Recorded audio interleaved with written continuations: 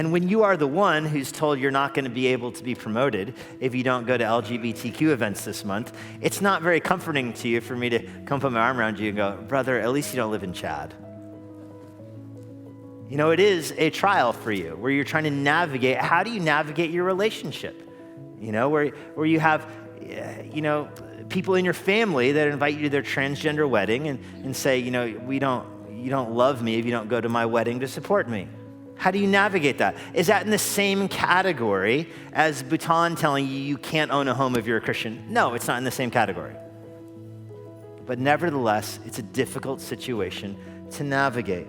So as I go through this morning, I happen to be pastoring a church in the United States, so I happen to be talking to people, most of whom, I know many of you have served in the mission field or are actively pursuing the mission field in areas that you will face persecution in. But I know for most of you, the kind of persecution you're going to face is not the mob storming the building, but the kind of navigating gay marriages and LGBTQ ceremonies. And, what made Shadrach, Meshach, and Abednego's thing of persecution was not the punishment at the end of it, but the prerequisite that you bow before the statue at the beginning of it. It would have been persecution even if they were just hit with a fine or told you can no longer work in the government. So you just have to understand there is nuance and differences in this, and yet the Lord prepares you for all of it.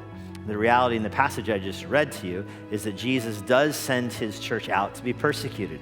And he sends them out to be persecuted like animals in the arena. This is not a subtle passage here. He's sending you out like sheep among wolves, and sheep get eaten, and wolves do the eating. And then the long passage goes on to talk about how you will be delivered over to death, he says.